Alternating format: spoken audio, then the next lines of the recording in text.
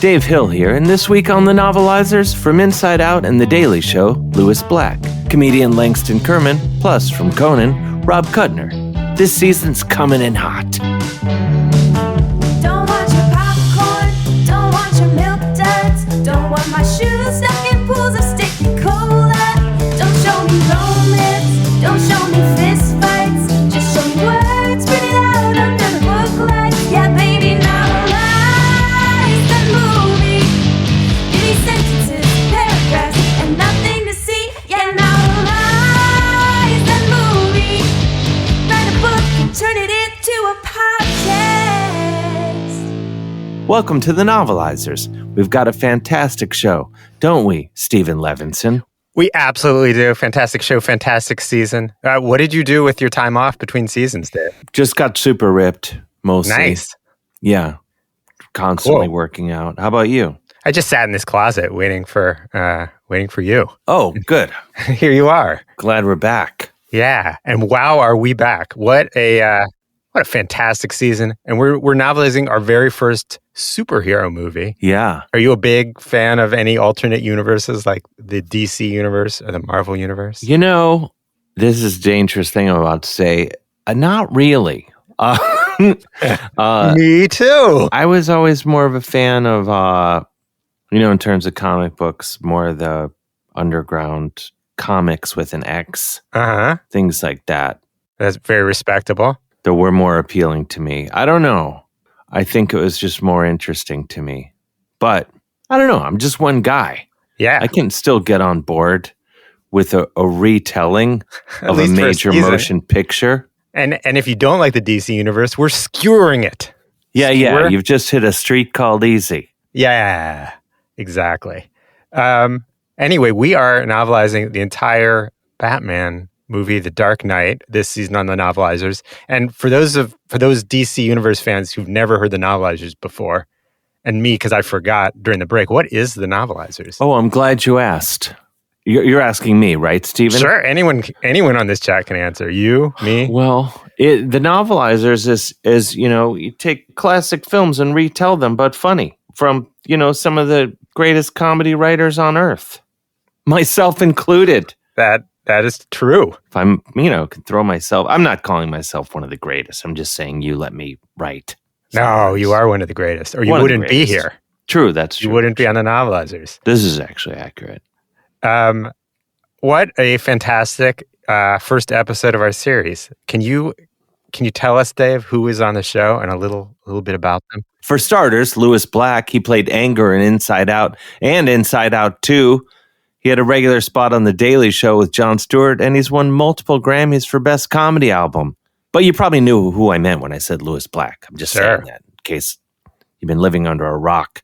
And we have Langston Kerman. He's an actor, writer, and comedian known for Bust Down on Peacock. And Rob Kutner, who's a TV writer and author known for The Daily Show, Conan, and he's one of the producers of The Novelizers.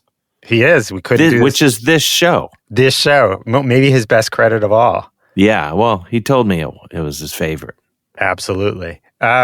Before we get into the meat of this episode, if people want this show to continue, what can they do? Oh, well, the best way is to support us, meaning the Novelizers, on Patreon, which is not, this is not going, it all goes to, the cotton candy machine, the dunking machine, just the basic things we absolutely need to make this show happen. Those machines don't fill themselves. Yeah, exactly. All right. We'll be right back after this. We're back. I told you we'd be back, and we are. I didn't believe you, but here we are. We're back. It's amazing. So what happens in today's episode, for those of us who are laughing so hard we can't follow the plot, what's going on? Oh, man. Well, for starters, the Joker and his cronies, disguised as clowns, successfully rob the bank where the mafia stores its money. The Joker kills one robber after another, which, isn't as negative as it sounds. He might as well be the Batman. He's killing so many robbers. Right, exactly. Yeah, what do we need the Batman for? Lewis Black, novelize us. The Novelizers presents The Dark Knight, Chapter 1, Calrophobia, novelized by Rob Kutner, narrated by Lewis Black. The city of Gotham is known for many things. Its improbably concentrated collection of costumed supervillains, its whimsically named locales like Crime Alley and Gotham General, its being definitely not New York City with some hastily replaced street signs from the scenic department, and its endless dark corners projecting the inner nightmares of the human soul. But all those pale next to Gotham's most startling and bone-chilling feature. The worst fucking clowns on Earth!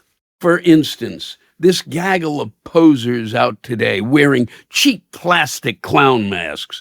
They don't even have the balls, testicular or red-nosed, to wear actual clown makeup. Two of them smash a window high up in an office building, then fire a harpoon across to another building and ride the cable over to it like a zip line. Can you imagine being a young child looking up and seeing figures of mirth and a zip line, and you aren't allowed to enjoy either? Monsters. Oh, but it gets better. Now there's another one on a street corner demonstrating zero street performer talents, and he gets picked up by an SUV containing two other clowns. Catch that? A measly 3 clowns in a large car. Did these morons all flunk out of Transportation 101 at Clown College? Then both the SUV and rooftop guys start talking about the Joker and his backstory, making them the most disgusting species on Earth. Exposition clowns! By the way, if we're going into exposition land, did someone miss the memo that this tale is supposed to be about Batman? When are we, the fans, going to finally learn what that guy's origin story was? Anywho, to get back to our half-ass clowns, now this way too spacious, very much the opposite of a clown car, disgorges its passengers onto the steps of a bank. Seriously? It reminds me of that old joke. 3 clowns walk into a bank and there's no fucking punchline because this is the least comedic thing ever. Come on, guys. Gotham has 30 million citizens and you couldn't find one birthday party? Their ringleader, and I use that term loosely because these amateurs should not be permitted within 500 yards of a circus ring, is a guy with a blue and yellow tuft of hair that looks like wheatgrass. Let's call him Wheatgrassio, since he and his ilk are about as joy-producing as a smoothie bar supplement. He's followed by his 2 comrades, a chiseler with prominent blue eyebrows whom I'll call Browy, and another with blue plus signs painted under his eyes, because nothing sparks delight for a young child like arithmetic. So, now they're in the bank and shooting off, I shit you not, submachine guns? Whatever happened to seltzer?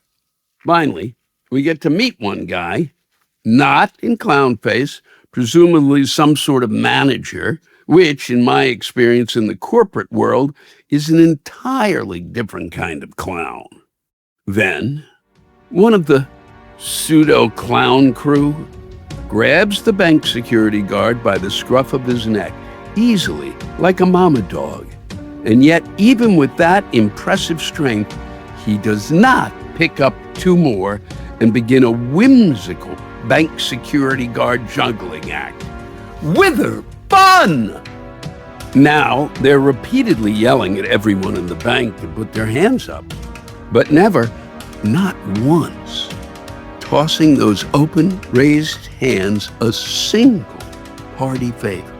Suddenly, Wheatgrassio grabs a bank teller and says, "Let's go, pal. I'm making a withdrawal here," instead of properly filling out one of those little withdrawal slips. So, let me get this straight. He's fine with automatic weaponry, but deathly afraid of a paper cut? Then he picks up a blonde lady teller and says to her, "All right, Tootsie, you're taking a dive with me." Ah, Tootsie. Now there was a guy in makeup who actually made me laugh, as well as experience some other feelings I'm not sure what to do with. Oh, sorry to digress again, but now it's been what feels like hours and still zero Batman. And I'm like, if I wanted that, I'd just watch all 5 seasons of the show Gotham. Sorry, back to our deeply compelling clown antagonists. Remember the zipline duo? Now they're on the roof. One has redder eyelids than a stoner with conjunctivitis, and the other has so much blue smeared below his eyes, I'm calling him Mascaro. Red lids turns off the bank alarm, and then Mascaro shoots him in the head. Absolutely no sign of the gun producing a flag with the word bang on it. What are we even doing here, people? Meanwhile, down inside the bank, that manager guy pulls out a shotgun, fires through his office glass, and takes one clown down like a perfectly targeted cream pie. Not that these cretins would know what that is. Up above, Mascaro has made it to the bank vault door and starts to drill into it, but is suddenly hit with a jolt of electricity. These lame brains are so bad at clowning, they can't even get a joy buzzer right. Soon enough, Wheatgrassio and Browse McGee are having a shootout with manager guy, who's informing them that they're stealing from the mob's bank and that he and his friends are dead. Wait, so now are they clowns or ghosts? Pick a lane, folks! And speaking of lanes, Christ, could we at least have a quick foreshadowing cut of the Batmobile? Or are we going to have to wait another 15 minutes in an entirely new subplot for that? Throw us a Batbone here. At this point, I'd settle for a clip of that Batwheels Kids cartoon. At least with that, you have a chance at catching a driver's seat glimpse of the Dark Knight's ass. But oh yeah, the bank job. Mascaro eventually gets the vault door open and goes inside, finding lots of money just stacked up neatly in giant piles. Finally, something vaguely resembling a cartoon. He pockets tons of cash, which is pretty much the opposite of any clown I've ever known. And then, get this, he complains that with the size of this haul, the Joker should have sent them a bigger car. This clown pretender is demanding an even less small car. Does the blasphemy ever end? This whole thing pisses me off so bad I have no choice but to express myself in song. Commedia dell'arte, Bozo Pennywise, even Ronald McDonald is more clown than these guys. Please send in the clowns. Some actual clowns. Ah, screw it, I tried. And that's when a school bus smashes its yellow posterior right into the bank, and the driver, another clown, says, and I quote, "School's out." You see there, folks? Leave the expert quips to these comedy professionals. So, everyone's about to skedaddle when a bullet-ridden manager guy says disparagingly, "Look at you. What do you believe in?" At which point, Browser pulls off his clown mask, revealing that he's the Joker, and says, "I believe whatever doesn't kill you simply makes you stranger." See what he did there? He made a pun. Kind of. Maybe they should rename this terrifying supervillain the Dad Joker. I mean, look, Is this what happens when we take what's already easily the darkest character in comics and go even darker?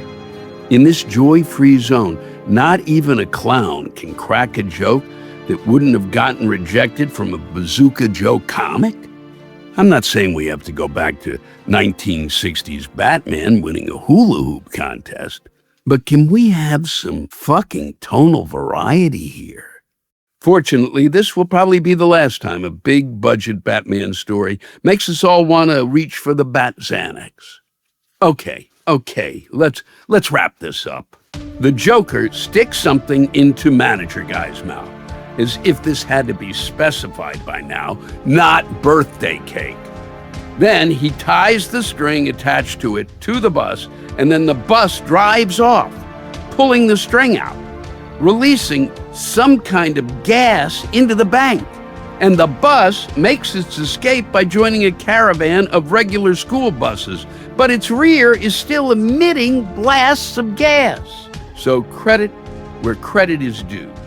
These sorry-ass excuses for clowns may not have made a single person laugh, but in the end, they did manage to pull off one massive, ingenious fart joke. Now give me my motherfucking Batman! That was amazing. Thank you, Lewis Black. Oh, man. So good. Of course, every week on the Novelizers, we interview someone who actually worked on the film The Dark Knight, and this week is no exception. Let's hear that interview. Hey, everybody. Welcome back to the interview portion of the Novelizers. I am here with Charles Danderberry, who is the vocal coach, or was the vocal coach, for Christian Bale in the movie Batman Dark Knight. Charles, how's it going? I'm doing well. Is that your voice? Yes. Oh, okay. It has been this the entire time. That is what makes me so good at the job. Okay. Well, we got to get into that. So what exactly, I guess it's obvious, because of the voice, but what did you do on the set? Like, what was your purpose again? Vocal coach for Christian Bale, specifically when he is doing the Dark Knight voice. Okay. So what? Your Take voice your is time. amazing, by the way. There's Yeah, no your voice is reason- amazing. The way you're struggling with this really frustrates me. It's very clear. I'm very good at the I job. was not prepared for the voice to be that authentic. I was not prepared. I apologize. So my first question. Go ahead. If Chadwick Boseman needed to learn an African accent from a person, why wouldn't Christian Bale also need to learn to talk all gravelly and shit, just like me? You're right. You're right. I think what's getting me is you got the pauses down and everything. It's just everything is to the T. It's not that they're down. This is a way of speaking. You speak the way you speak. I speak the way I speak. And then I taught Christian Bale to do the same. Okay. Why you? Why did they choose you? Because I feel like there's a million people with different voices and stuff. Why did they choose you to do this? Casting couch. I was on a casting couch many years ago. I was forced to do nasty, salacious things for not a lot of pay. But in that work, I was found. I was discovered by a talent agent who said that whore has potential. I could do something with that whore with the gravelly voice, is what my agent said, and the rest is history. Okay. I mean, I've seen plenty of casting couches, and I must say, I've never saw. Not only have I never seen a man, I've just never seen you on there. So, this is interesting. 2025 casting couches come in every form. Yes, you're 100% right. So when they offered you this job, were you kind of aware of the Batman mantra of the whole deep voice thing? Were you kind of aware of that was a thing? I said to them, Batman for years has had the same voice on screen and off screen. It's not gravelly enough. People are going to recognize Bruce Wayne on the street and say, hey, you called me a bitch last night and punched me in the neck. You're Batman. You're the one that did that to me. And I said, no, nay. If we want this Batman to be the greatest Batman, he'll need a separate voice from his regular speaking voice, which is smooth and sultry and American, even though Christian Bale is Australian or some shit. Is he Australian? Oh my gosh. Yeah, so he's an Australian with an American. Okay. He's British or British. He's one of them. I'll be honest, I don't know other accents very well. I just know this gravelly deep voice. Not a problem. Not a problem. When you decided, when you went to them with this thing saying, you know what I'm saying, it needs to be a deeper voice. As somebody watching the movie, I kind of see where you were coming from, right? Like, when someone's wearing a bat mask and their mouth is still showing, I still know who it is. The mask isn't going to stop me from knowing who it is, but that voice will change things. It's a pretty troubling decision they made to say, hey, we'll show most of the most famous wealthy man in the city's face while he's fighting crime and say we don't recognize him at all. Yeah, never understood that. If Tom Cruise put on a mask, I think I'd recognize Tom Cruise's chin. Easily. It'd be pretty clear that, that's Tom Cruise. He's the one punching my mother in the neck. That's exactly Tom Cruise. Exactly. So let's get to your voice. Did something happen in your life for you to get this, or is you born with this voice? Because it's giving me very strong Lou Rawls vibes, and I was just trying to figure out where you got that from. I like that you referenced Lou Rawls as you asked about my greatest trauma. Yes, something happened to me when I was a child. My older sister, we were playing in the yard, as children do. Play, laugh, laugh, laugh. We all were having fun. And then I bent down to pick up a ball, and my sister ran my neck over with a big wheel. And how old was you at this time? I was 7. So in a matter of seconds, you went from 7 to 45. That's absolutely correct. My mother sent us outside expecting we'd play for a few hours, and then I returned a motherfucking man. All right. So growing up with this voice, starting at 7, growing up with this voice, was there any complications in life, like just navigating through life with the voice of a grown man at such a young age? Certainly. Calling my friends' house phones and saying, hello, is Randy home? Always turned negative. I can only imagine when you had your first girlfriend. Let's say you was about 13, 14, you had your first girlfriend. And you had to call the dad. I wish 13 or 14. I didn't get pussy until well into my late 20s. Okay, that's the, and I can only assume why. You know what I'm saying? So yes. It's a hard line to draw. It's a hard start for a young lady to be introduced to me. Say you see me across the room at the club and you go, oh, that's a handsome young man. I'm interested in him. I am curious about what he's got going on. I'll mosey over there. You take a drink of Nouveau. This is 2009 and Nouveau is very popular. You take your drink of Nouveau and you saunter my way, and then you say hello, and then I go hi. It almost immediately ends the relationship. Immediately. She drives right up. I'm pretty sure. Not interested. Yeah.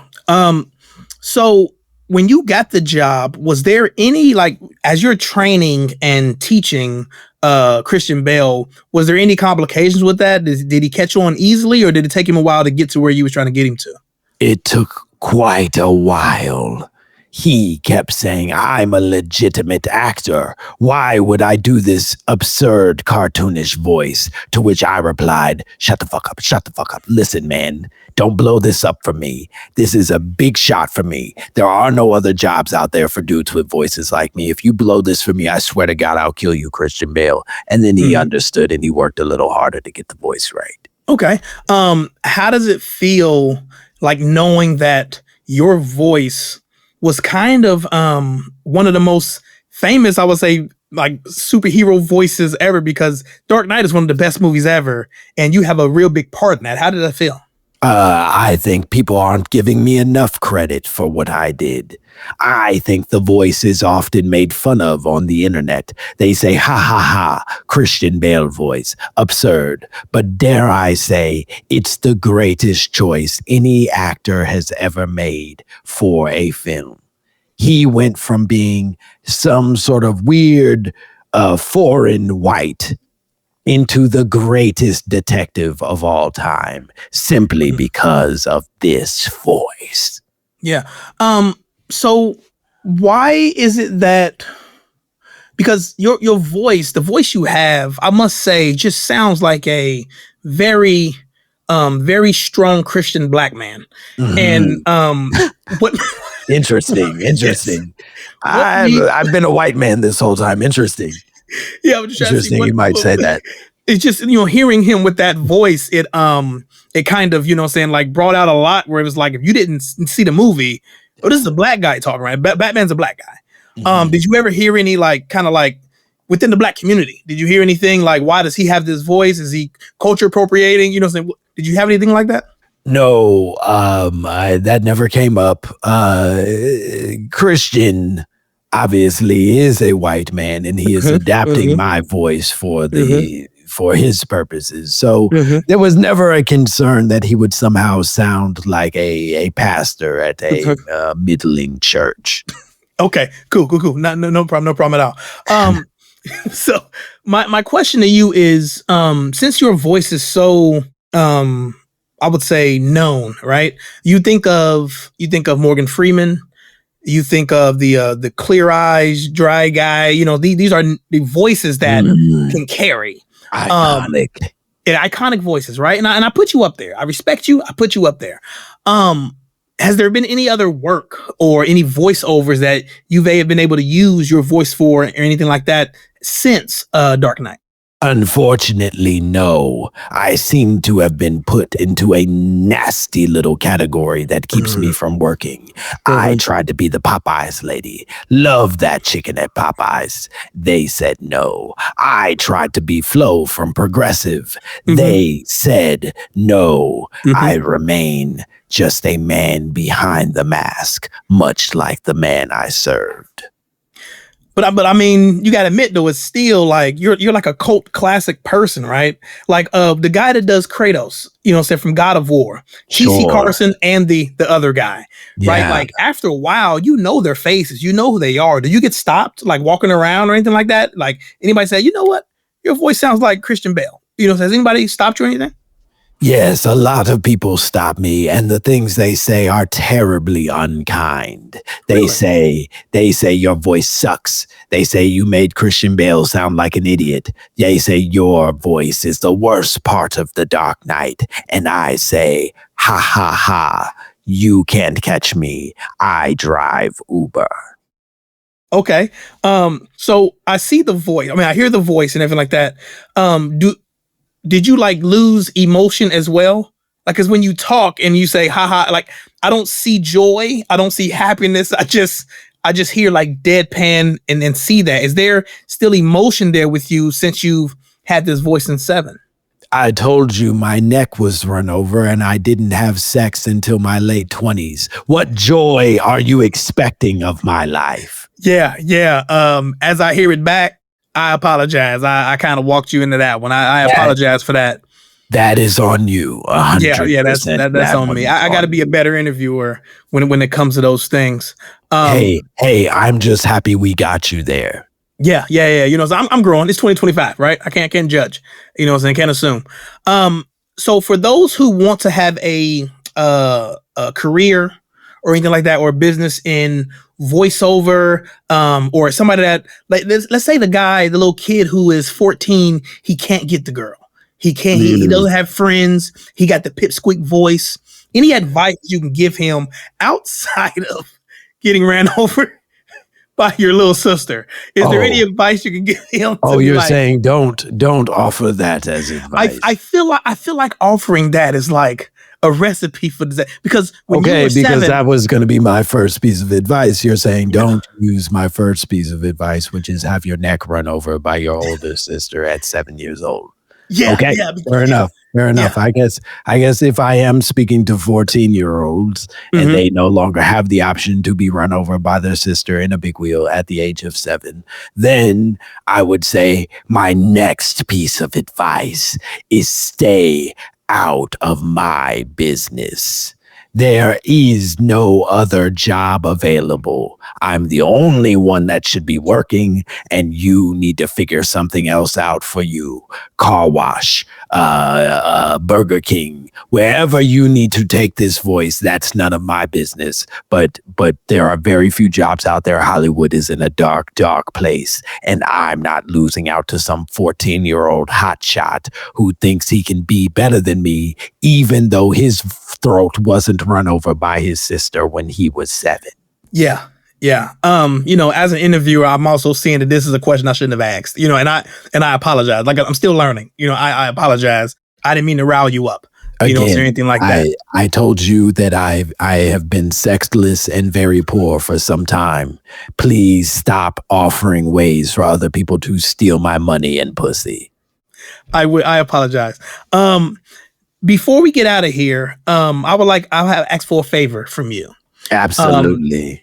You have one of the most powerful voices we've ever had on this show, right?